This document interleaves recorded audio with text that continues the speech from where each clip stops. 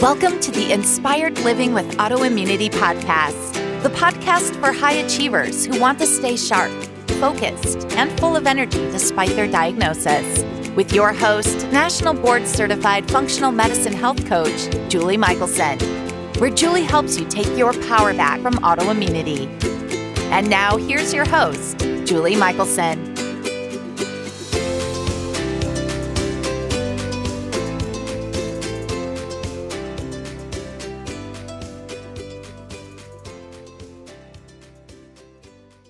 Welcome back to the Inspired Living with Autoimmunity podcast. I'm your host, Julie Michelson, and today I'm joined by Dr. Alison Danby, and we're talking about a topic that I think everyone can relate to, autoimmune fatigue. Our conversation dives deep into the main drivers of this symptom that 90% of those with autoimmune conditions experience. We all know that most with autoimmunity experience fatigue. Dr. Alison explains the why for us. From labs to causes to action steps. You don't want to miss this episode. Alison, welcome to the podcast. I'm so excited for our conversation today. Oh, thank you. I'm excited to be here. I always love to ask, how did you get to be the autoimmune guru, right? Because I'm guessing that wasn't your intention when you were younger. I know most of us, I'd say 98% of people I talk to on the podcast have our own health journey or that of a loved one that brought us into this world. So I would love for you to share a little bit of your journey with us. Absolutely. Yeah. No, I was a high school math teacher before this aspect of my life. And I really missed health. I really missed interacting with people from a health perspective. And so I went back to school and became a naturopath. And it wasn't until my last year of school that my health took a turn for the worst. And I was diagnosed over a course of a year to 2 years with repeated requesting of testing and information and wanting more answers and not getting them. I finally got a Hashimoto's diagnosis. And that was very scary to me. One, because I was in healthcare, so I knew the consequences of having an autoimmune condition. And that's kind of like your introductory, like if something's going to go wrong first, a lot of times it's Hashimoto's, which then leads to more severe autoimmune conditions. And so I was doing everything within my power to just control it. It took me about 18 months to get it under control, and knock on wood, I've been in remission since, and that's been about 15 years. But that's not what really got me into autoimmune, funny enough, because I was kind of ashamed and embarrassed that here I'm naturopathic doctor and I've got my own health condition and don't tell anyone because this is like, you shouldn't be sick, and all these stories that I had going on in my head. But what actually got me really into autoimmune, because I used to work with people with pain in physio clinics and educate on pain and all that, was I had a couple of clients come to me and they were very frustrated, overwhelmed, had just been diagnosed with autoimmune conditions, and their doctors were telling them there's nothing they can do, absolutely nothing they can do. And I'm like, well, that's not true. And so I would share my journey with them. And the more that I shared, the more, one, that inspired people, and two, it allowed me to dive in and be like, okay, well, what can I do? Like I'm telling people that I was able to do all this with mine. So what are we able to do with all these other autoimmune conditions? And that kind of is what opened the door, was just hearing my clients struggle and just being told there's nothing, like, here, just take this and that's it. And let's just hope it controls it. And nothing against medication, but there's so much more that we can do to make the medication more effective and to reduce side effects and all these other things. And so that was about 10 years ago. And then I've just really jumped into autoimmune and loved every single moment of it, helping and working people through this and just optimizing how they feel to improve their quality of life. Well, as one of those people, I say thank you, because I was told there was nothing I could do, and I believed it for over a decade. And so I just love that was your inspiration, not even just your personal journey. And I'm so excited for literally everybody with autoimmunity, no matter what it is, can relate to fatigue. Yeah. And so I'm always excited to talk with you, but I'm extra excited about the topic of conversation today, because it's I feel like it's often the first symptom, and it's something that doctors tend to discount. Yeah. Especially if you're that classic woman who comes in, and I can't tell you how many clients of mine were told, well, of course you're tired, you have kids, or, and so I'm grateful that we get to talk about it today. And I want to start there. What is the difference between I'm tired and I am experiencing ongoing fatigue? Well, there is a big difference. A lot has to do with the mental capacity too. So what the research shows is that 90% of people diagnosed with autoimmune actually experience fatigue. And it's some of the earliest signs that they're experiencing. So and so many people, myself included, and I bet you hear this all the time, is, well, it's just this, or it's this, I got this going on. I've got this, I've got 3 kids. I just had pregnancy. I'm going through menopause, whatever it is. It's just this. And so we keep chalking it off. And then what will happen is a lot of doctors are supposed to then start running labs. Okay, well, let's check your iron. Let's check your thyroid. Those seem okay. So then it's nothing, it's stress. Or we get diagnosed with depression. Yeah. So fatigue and tiredness, they do have an overlap, but for a lot of autoimmune people, what they're noticing is that there's a change in mood associated with it, lack of motivation. And that's one of the big triggers that are associated with depression. That's why a lot of people are getting diagnosed with depression when it's not depression. And depression does have a lot of similar characteristics, like an increase in inflammation anyway. So there is an overlap, but we're seeing a change in mood, change in motivation, change in social activities. That's one of the big markers, is people are not going out as much. And we had COVID here, so all of us were kind of forced to stay in. Inability to perform activities due to the level of exhaustion. One of the ways that I always describe, there's 2 things that I remember from when I was in a flare. One was mall eyes. And I call it mall eyes because your eyes get so tired. Like, when you're walking through the mall after a day and your eyes are just burning tired. So that to me is one of the signs that I know for my fatigue when things are getting out of control. And the other thing is just this heaviness. It's not just tired, like yawning a lot, but it's just this heaviness that we experience. And that's one of the key characteristics of early stage autoimmune. Now, if you have the heaviness, it doesn't necessarily mean, oh, you're going to get autoimmune, but that's what a lot of people describe it as, is this muscle heaviness, no energy to actually do things. And when you're doing them, you're even feeling more depleted. And so limited physical activity, inability to work. And it is a little bit different for everyone, but it's more of the energy aspect. Like, you can't even get energy. So for people that don't have kind of that autoimmune fatigue, what they'll find is when they go out for a walk, they feel energized, they feel great. Right. For those of us that are experienced or that are in that autoimmune fatigue or in that state, a walk doesn't necessarily energize us. It actually is hard work. Now, there's a lot of other reasons for that. Yeah. That's, those are amazing, indicators. And you're right. For me, that was the fatigue is what drove me to find answers, because my son had come to me, I think he was about 6 at the time, and he came to me in the middle of the night. It was a single mom, and his throat hurt. And I literally couldn't get up. Like, I sent him to the kitchen to get water and told him to come back in. But that was that moment of like, something's really wrong. Like, that's not how I parent. Something's wrong, because it wasn't like, oh, I'm tired and I wish he hadn't woken me up. I mean, it was like my body was like, and so that's that. I call it the bone tired, just deep.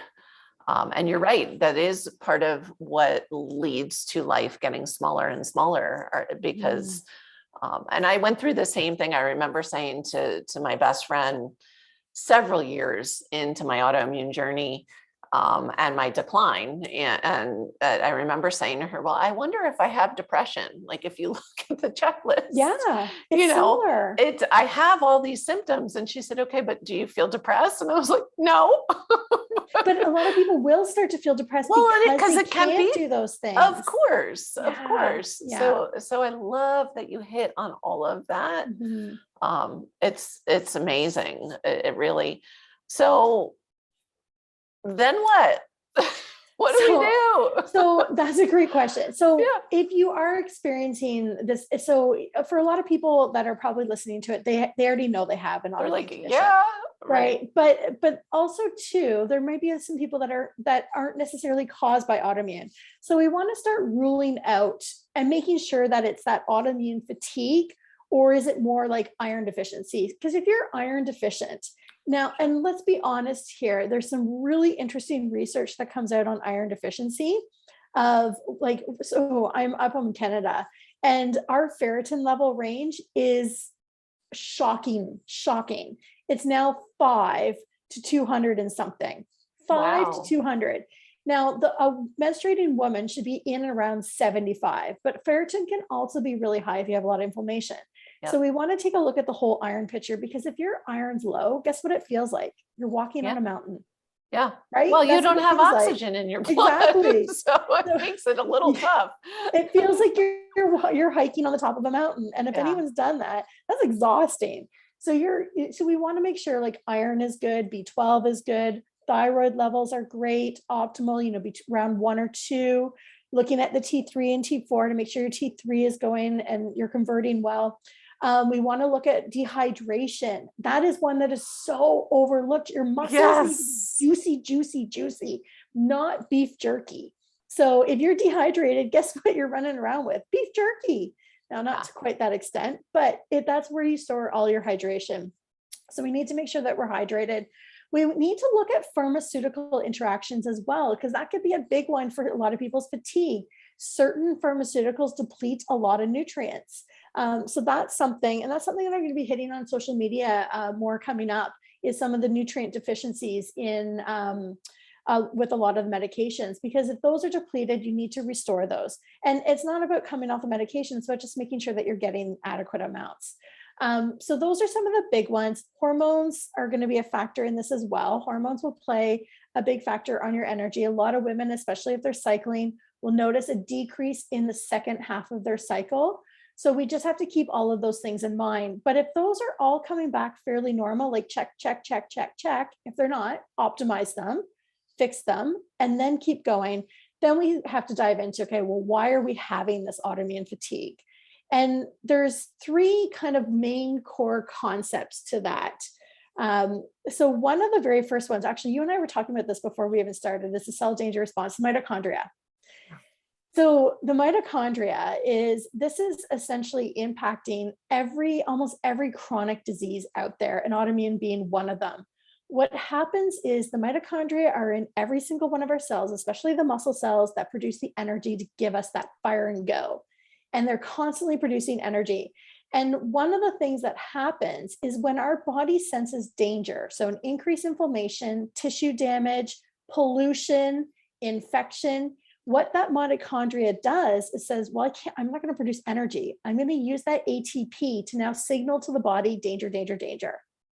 So when it's using that ATP instead of producing energy for a signal molecule, guess what's going to happen? We're going to start to see changes in our energy levels. And that's the very first thing that happens with autoimmune. It's one of the consequences of the cell danger response. We see changes in energy. We see the blood getting thicker, so hypercoagulation. So guess what's going to happen? Raynaud-like symptoms. Mm-hmm. So you're not getting proper circulation to your toes, to your fingers, to your brain, to your nose. All of that's getting compromised. So a lot of people, when they first have autoimmune diagnosis, they start to notice, okay, energy levels are low. Oh, now I've been given Raynaud syndrome or Raynaud's of some sort, circulation issues. We start to see changes in cholesterol. We see changes in how we absorb and use vitamin D, B6, methylation. So we see some big, big changes that are happening as a consequence of that danger response. Big. Wow. So So we can talk a little bit later about how do we fix that, because there's a couple of other things that happen through this as well. So the cell danger response is one. Okay. The other one that we look at is how we respond to stress, which is linked kind of to the cell danger response. Sure. So we have this system called HPA, which is our hypothalamus pituitary adrenal system. And we all know that as cortisol. So everyone's like, oh, stress, cortisol, and now I have adrenal fatigue or adrenal, whatever we want to use. Whatever term you want to. Yeah, exactly. It's not really adrenal fatigue, but your body is tired. What they find with autoimmune is that the adrenal cortisol output is actually blunted. So meaning when you have a stressful event, what happens is you don't produce a lot of cortisol. So stress being the number one trigger for autoimmune, that cortisol essentially is what creates inflammation and puts the fire out. So the cortisol helps to put that fire out, stop the inflammation. So it has pro-inflammatory and anti-inflammatory effects to it, but it has more of a fire. It's almost like a brake to the autoimmune. But if we have a blunted HPA axis, so a blunted response to stress, we're not getting that break. So that's why steroids are one of the first course of treatment, is because it's putting that break to a much higher level. Right. Now, the other component to that is that, so you have your adrenals, but you also have your central nervous system. And that is a different pathway. That is a lot quicker than the adrenals. And what they're finding that people with autoimmune actually have a hyper responsive. So stress comes and we respond over the top. So instead of going from 0 to 10, we go from 0 to 100 with our nervous system. And what we don't know is, or what I haven't seen the research, and maybe it's out there, there's so much out there. I don't have hours in the day. Maybe what we don't know, or what I haven't seen, is where are people starting? Are they actually starting at 50 or are they starting at 1? Is their nervous system already heightened? And that's why they're getting that heightened response. So we see a blunted response with stress as a hormone response, but the nervous system is just up there ready to jump, like agitated. Well, which makes so much sense, because we were talking about hitting the brakes before. That's how I would love to see the research too, but that's how I would think of it, is we're running. So we're already up here nervous system wise, and then we explode.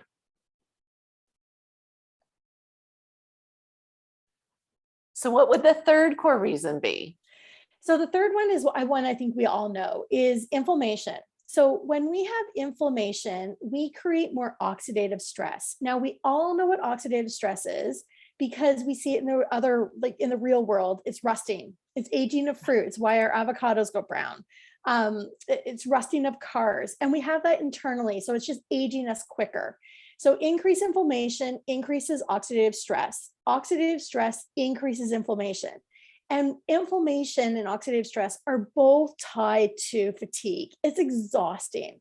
It's our bodies working so hard to create all of these things. It can deplete us very quickly. And it's aging. It's aging us from a genetic standpoint, from so many different factors. It's aging us quicker than we need to be. So that's the third one, which I think for a lot of people is no surprise. However, the research that came out in 2021, and I can't remember the author, he was saying that is actually where a lot of the autoimmune research is starting to go, is looking at some of the biomarkers for oxidative stress, which there are a couple that we can measure. One of them that they're starting to investigate is LDL cholesterol. And like I said, remember with the cell danger response, cholesterol changes happen. So we're seeing that right at the very beginning, and maybe that's a marker that we can use potentially. I don't know, the research is coming out on that, but that's where they're starting to go with some of the research for pharmaceuticals. Which makes sense, because cholesterol, we think of cholesterol as this bad thing, but it's a healing molecule. And so if you're inflamed, you are going to produce more LDL cholesterol. Mm-hmm. Mine was through the roof forever, and I thought it was genetic. And, I remember my physician back in the day when I started my recovery journey, my healing journey, she, after years of being, so worried and wanted me on statins and this and that. And she was like, oh my gosh, your cholesterol is way down. And I was like, yeah, well, I'm not as inflamed anymore. Yes. So Yeah.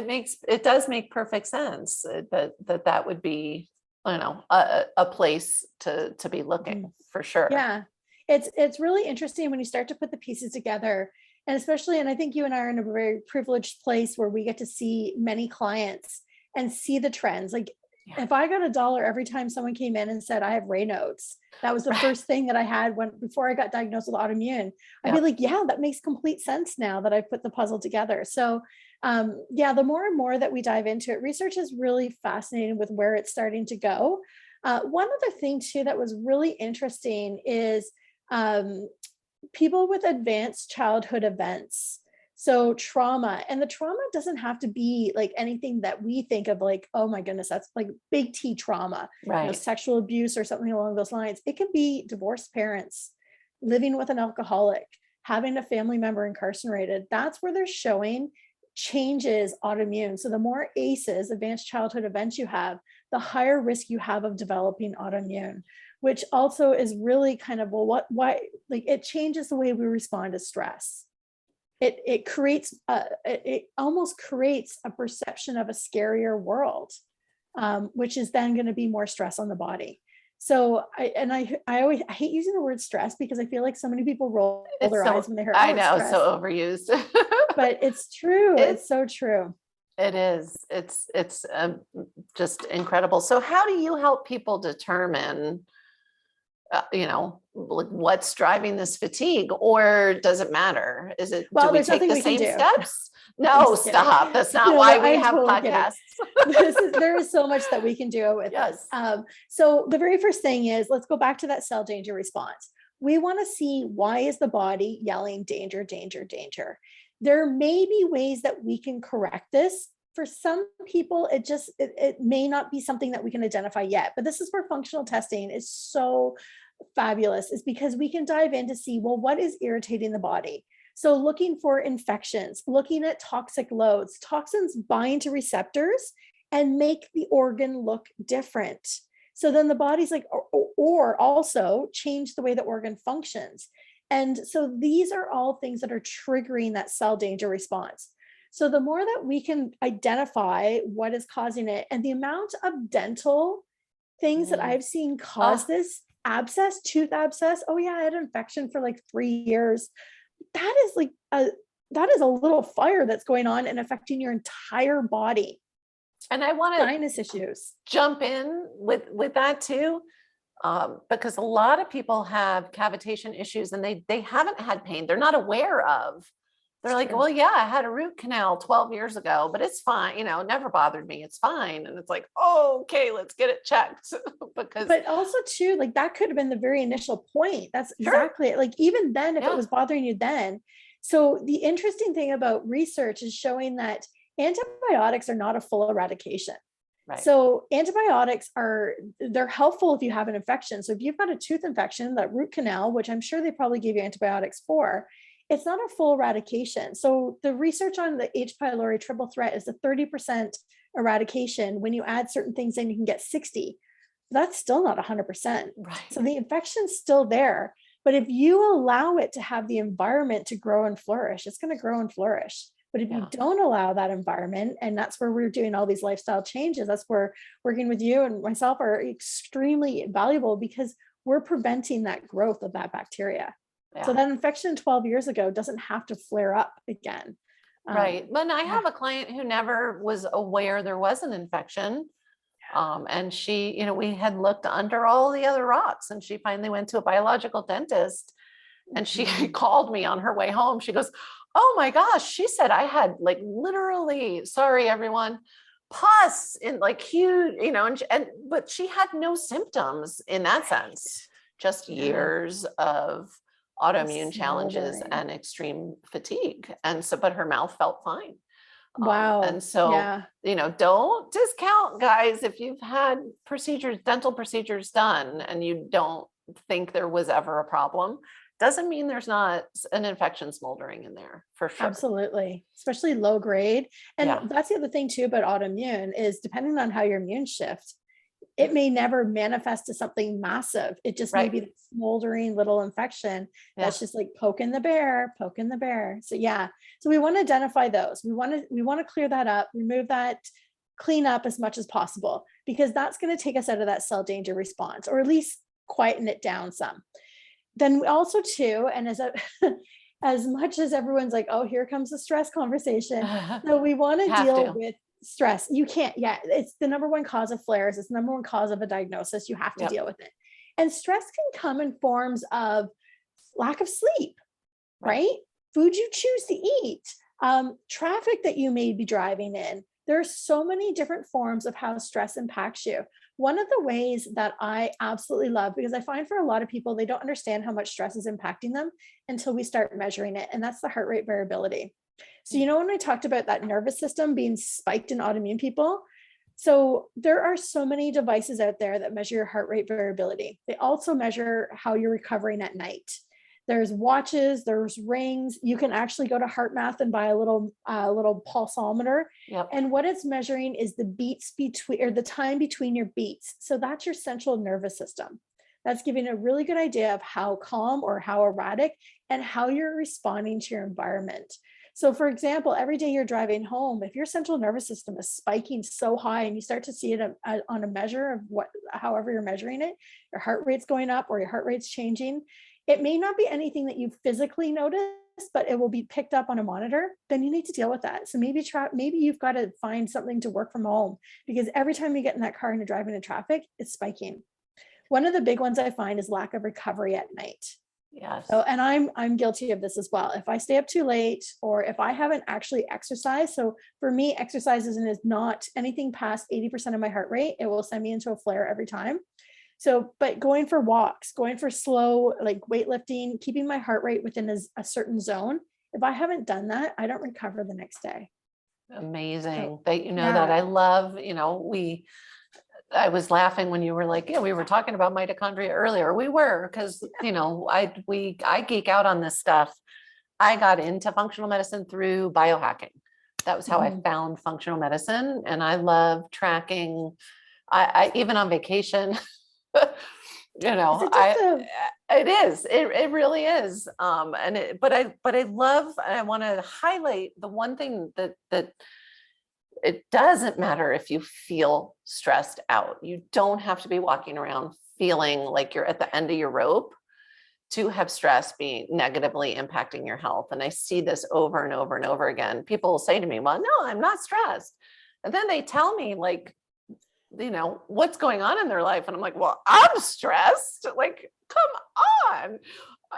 The best is you can relate to this. Somebody, on her big list of and was her home was under construction and she was living in it. And I'm like, and you're not stressed? Sure. Okay. You are. Yeah. I think it's like, especially women, this is what I always say is mentally we can handle it, but physically we can't. Yeah. Like we can handle more mentally than we can physically, or at least we think we do. And it's also a lot of learned behavior. Yes. Like I look at what I was taught and how I learned from my mother is this is what you need to do to be a successful woman. And so I did it. And sure, I'm a successful woman, but at what cost? Right. Yeah. So that's where I've really had to take a look at my lifestyle and scale back.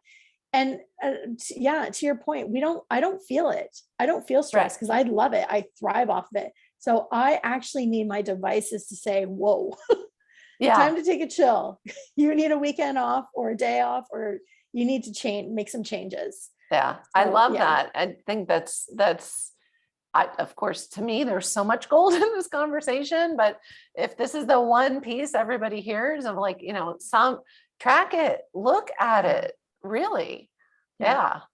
And labs, some people, and that's the thing, labs are, I use, I love functional medicine labs and the amount of labs I do on myself is insane because I can. And so why wouldn't I? But so many, especially with autoimmunity, especially if they're not doing full functional panels and deep dive panels. Oh, your labs are great. Oh, your labs are great. And it's like, well, that's one of the reasons I love doing toxin panels, because at least then they can see like, oh my gosh. Wait, the one I find, I always find this is what I see trending. So I like to go back as far as I can on people's labs. So they're like, oh, you want like 10 year? I want like as far back as we can get.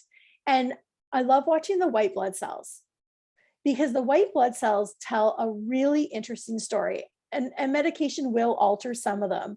But white blood cells and red blood cells kind of give us an idea of what's been happening to the body over a period of time. You can see when they started medication. You can see, like, it's just amazing how many people have different trends in white blood cells. And there's a lot of research to back this up in the autoimmune world, but it's just ignored a lot of the time because, oh, well, it's autoimmune. It's discounted. Yeah. But what is it telling us? It's either telling us you're extremely fatigued, your body's trying to fight something. Like, there's a really cool story that can happen with white blood cells. So that's one of my favorite and the cheapest labs to run. Yeah, but you're not a geek either. I spent my morning reading research. So I do love it. It's fantastic. And again, it's such a contribution you're making. And we were discussing this before we hit record as well. This, there's this lag in what we know and what we see that works, and scientific research. And it's coming, it's getting there really slowly. And so this is why we have these conversations, because my main purpose in life is to get to a point where nobody is told there's nothing you can do. Yes. Because I call BS. That's not true. And we share the same outlook. It's people come to me because they'll hear my story. And they're like, well, you got off 10 medications. I want to get off my medications. And I'm like, no, let's get you feel it. Like, my goal was never to get off my medications. It just happens as, happened, at least for me. I take thyroid hormone. I work with people that feel like that's a failure. I feel amazing and my life is full and great and fantastic. And I'm okay with that. There's a point too. And I think this is where we need to change the definition of remission. Because I find that the people that are striving to be medicine free sometimes are creating so much stress that it's actually a disservice. Yeah. Whereas if we just work on quality of life and how do I feel and see where we can get, you're probably going to feel a lot better, a lot quicker. And then who knows, maybe that is an option. Right. But I think if we're creating this much stress, I do love the autoimmune paleo diet. It's one of the ones that I work with a lot. But there's certain people that I'm like, this is too much stress for you. And it sends them into that opposite direction. Yeah. So I think we need to really, and this is where it's not one thing fits everyone, is looking at what are your outcomes? Is it what is your purpose? What is your why? Why do you want to achieve this? And does going medication free get you there? Maybe, but probably not. And the amount of destruction, I have a lot of clients that come into my practice and they're like, oh, I took myself off medication. I'm like, oh, we need to have a talk. Do that. No, because sometimes too, and actually this was just on a podcast interview that I just did. Sometimes it actually makes it so the medication isn't effective again. Right. So there's a time and place for it. And for a lot of us, as we just have to wrap our heads around and just change the way we look at it. If you're getting great quality of life with minimal side effects, if any. So for a lot of people, like I know when I was on Desiccate, I actually had no side effects. It was just, I didn't need it anymore. My body kept telling, I was going into hyper. So, but it depends on how much damage has been done, how long the inflammation has been going on for. There's so many variables, but we need to. And I was somebody that for years, probably 4 years, I would go to the rheumatologist and say, I think I have a thyroid problem. I think I have a thyroid problem. I think I have a thyroid problem. And then finally, several years in, my TSH was off enough that she was like, okay, here, you can have some levo, you should be happy with that, medication number, God knows what it was at the time, and of course it didn't work. I don't convert. So for years was taking something that wasn't, the right thing. And so so I love that you said that, because I am all about having lived the life getting smaller and smaller and smaller. My whole, goal number one is eventually to keep this conversation going so that we get to a point where nobody ever hears that incorrect, that lie, that they can't heal. And then also just my daily in day to day, I want people to have the best, biggest, fullest lives they can. Yeah. And who cares what you need to be doing to get there, really, if that's what they want. So it's funny. So I think some is hitting mainstream medicine, which is fabulous, because I'll get referrals being like, go see this girl. I don't know what she does. Who does something with leaky gut, or she does diet stuff. Like, it's just funny how I'm getting the referrals now from specialists that it's great. It is great. Even specialists are saying, why don't you try going gluten-free for a little while? And so it is starting to break through, which is exactly what we need. So we are going to see changes, I think, in the next 10 years with healthcare, which is fabulous. I totally agree. And this is why we do this. So it has to, and again, the efficacy is there of our approaches. It's just that research is lagging behind. Totally, it's coming. We're starting to identify that this is what's wrong. So then we need to start looking at, okay, now that we know that this is what's wrong, how can we then make the changes? And that's where the research is going to start coming. We're already starting to see it come out. And we have, if you even just look at the AIP studies that have been done, it's so exciting. And I'm with you, I'm an AIP coach as well. It's a framework. I don't use one thing with everybody. And so, but the research is starting to come out and starting to come up. So for me, I want to tie a bow on the biggest takeaway, if you will, in the conversation that I want people to hear is it's not in your head. Like if you have fatigue, whether it's autoimmune fatigue or not, one of the first things I ask people is do you wake up energized in the morning? Because I was listening to studies about people that sleep 12 hours or more, as a factor, that's bad for your health. And I'm like, no, but why are they sleeping 12 hours or more? It's not the sleep that's bad. It's that whatever's driving that fatigue under there. How many of them have been tested for sleep apnea? That's a conversation we didn't even have. I know. And I had the thought when we were talking about iron and oxygen and, the brain, we need oxygen when we sleep also. And everybody that we've sent to be tested when we get to that point and it's like, okay, well, you haven't explored this. We should look. Everyone's a yes. They all have, and all feel shockingly, so much better when they have oxygen throughout the night. It's incredible. Yeah, it's true. Yeah. There's a lot of things to rule out before you get to that point of well, what do we do? But absolutely. Also, one of the things that you had mentioned is the AIP diet. That's the quickest way. This is why I love it. It's the quickest way to reduce inflammation. And so then you can see what other areas still need some attention. Once you've kind of successfully got on the AIP for, 30 to 90 days. So you can then take a whole inventory of, did your sleep improve? Did this improve? Did that improve?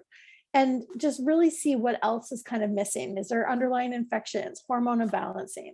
That's the thing. If you're coming from kind of a standard diet and you go as far as AIP or even down, really but even less than that. But if you're doing a full AIP and your needle's not really moving, you really need to do some digging for sure. And that's that same thing. We start there as well, because, I would love to say to my clients, I want to order all the tests and let's just look under every rock right now. But most of us don't have the thousands and thousands of dollars that would cost. And even they don't give you all the answers, right? They're looking at a select number of things. If you've traveled and picked up a bug, somewhere around the world, that's not a common one. It's not going to be picked up. So, So this may be a difficult thing to answer. Okay, I'm ready. What is one step, there's the difficult part, that listeners can take today to start to improve their health? I think start understanding how your body's responding to your environment. I think that's probably the biggest one. Just because we know that the central nervous system is such a big part. It controls the vagus nerve. And the vagus nerve is actually one of the biggest. We didn't even touch on that. That's another whole aspect of this big puzzle of. But working on your HRV will do that. Yeah. So understanding your HRV, your heart rate variability. So whether you need to buy a device, whether you just start incorporating some deep breathing, some nature walks, all of those things that bring your whole central nervous system down throughout the day, not just once, but throughout the day. So you do it in the morning and then you go ramp yourself right back up. Right. For the next 12 hours. It's not going to be helpful. So doing it, I like to do it at the beginning and at the end of your day. Bring your body down. Throughout the day is even better. But I think that's the biggest takeaway, is just seeing how your body is responding to your environment. I love that. That is definitely worthy advice. And you handled it better. I was like, oh, what is she going to pick? There's so many things. So many things. Yeah. Before we wrap up, where's the best place for listeners to find you? If they listen like I do, which is on the go, give them I've been doing a few more Instagram lives. So you can catch me at Dr. Alison Danby, or you can catch my podcast, Autoimmune Simplified. So I've got a couple different series on there throughout, and we're going to have you on there at some point very soon. I'm looking forward to it. Yeah. Oh, I can't wait to our conversation. But those are the two best ways probably to catch me and to learn more. Alison, thank you so much. You have shared amazing gold with us today. Oh, thank you for having me. I love sharing this kind of stuff. Yay. For everyone listening, remember you can get the show notes and transcripts by visiting inspiredliving.show. I hope you had a great time and enjoyed this episode as much as I did. I will see you all next week.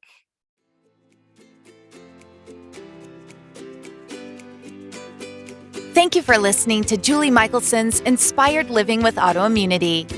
Did you enjoy this episode? Please like, share, and subscribe wherever you listen to podcasts. If you'd like to get a transcript of this and every other episode, just head on over to inspiredliving.show or click on the link in this episode's description. There, you can also find everything we discussed in this episode, including links and information about our guest. You can even send in your questions to be answered by Julie in a future episode. That's inspiredliving.show. Until next time, this is Julie Michelson's Inspired Living with Autoimmunity podcast, helping you take your power back.